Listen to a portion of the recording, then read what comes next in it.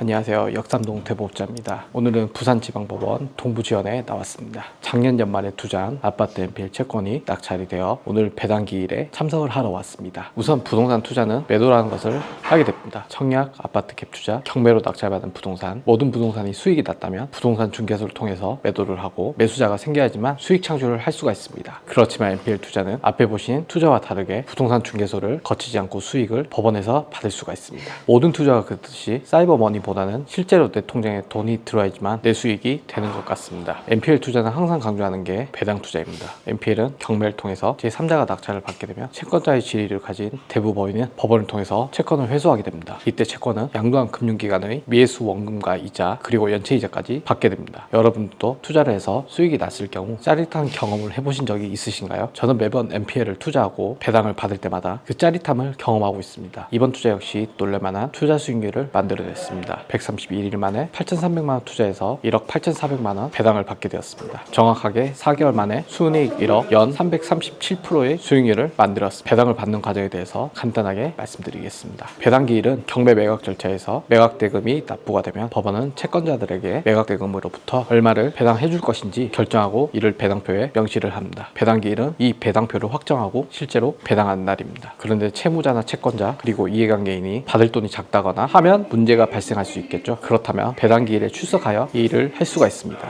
해당 법원에 배당이의가 받아들여지면 일주일 내 소장 접수를 하여 소재기 증명원을 제출하면 됩니다. 그럼 오늘 배당을 받으러 함께 가보겠습니다.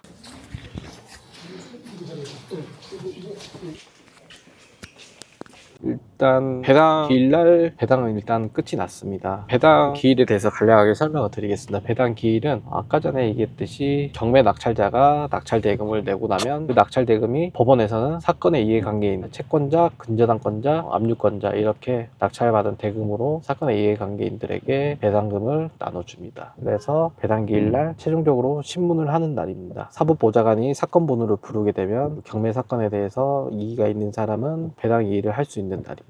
거기에 대해서 출석을 하지 않다거나 배당 이의가 있으신 분들은 당일날 배당 이의를 제기하셔서 추가적으로 배당금을 받는다든지 할 수가 있습니다. 만약에 출석을 하지 않는다면 배당에 이의가 없는 것이므로 배당표가 확정이 되는 것으로 됩니다. 그래서 배당표가 확정이 되면 그 다음엔 보관계로 가서 출금 지시서를 받습니다. 출금 지시서를 받고 나면 법원 내 은행에 가서 배당금을 받을 수가 있습니다. 그렇게 최종적으로 대부법인 계좌로 입금이 되면 마무리가 됩니다. 이제 투자자분들과 간략하게 오늘 투자 물건에 대해서 정리를 해보는 시간을 가지도록 하겠습니다. 이번 투자 물건은 수익률이랑 투자 기간이 얼마나 걸리는지 함께 확인해보는 시간을 가지도록 하겠습니다.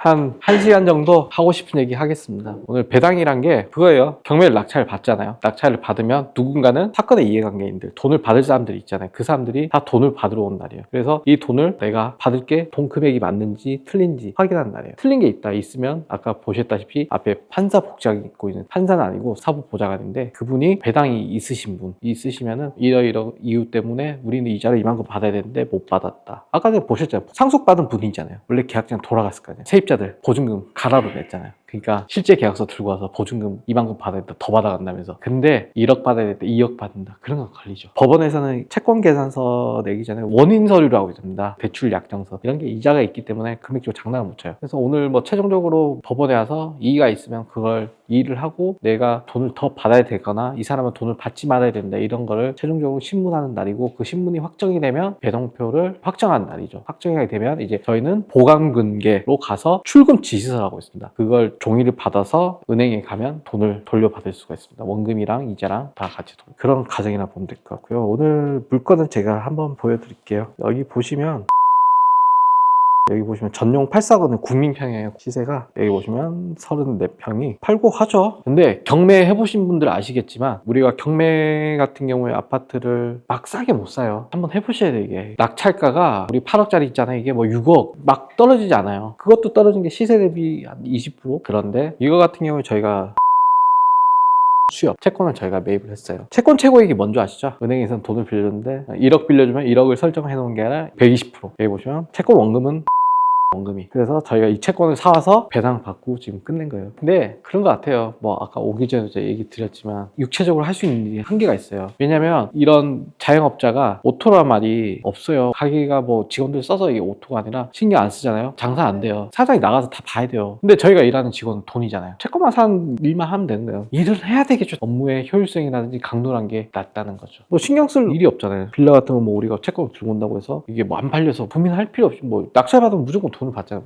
무조건 엑시트잖아요. 결과가 있잖아요. 왜냐면 저도 경매학원 다녀보고 이러지만 제가 2018년대 공투했던 물건들이 아직까지 안 팔려요. 이게 뭐 계속 들고 있는 거죠. 부동산은 매도가 돼야지만 이게 수익이 될 거죠. MPL도 어떻게 보면 아까 전에 저희 뭐 10몇억 버는 거죠. 확정은 아니지만 솔직히 손실 날 염려도 없는 거예요. 왜냐면 엄청 싸게 샀기 때문에 아까 보셨잖아요. 8억짜리 아파트가 4억 여기까지 손실 날 염려가 있을까요? 우리 채권 금액이 한 4억 정도였잖아요. 이게. 저는 해보니까 뭐 MPL이 가장 많아요. 저도 이것저것 해봤어요. 저도 아파트 뭐 단타도 해보고 초기 제재도 해보고 토지도 해보고 상가도 해보고 다 해봤어요. 해봤는데 맞는 건 이거밖에 없더라고요. 다 수익률이 막 그렇게 화려하지 않아요. 오늘은 여기까지 하고 MPL에 대해서 조금 더 궁금한 점이나 질문할 사항이 있으면 메일이나 아니면 유선 전화로 전화 주시면 제가 상세하게 조금 더 알려드리도록 하겠습니다. 감사합니다.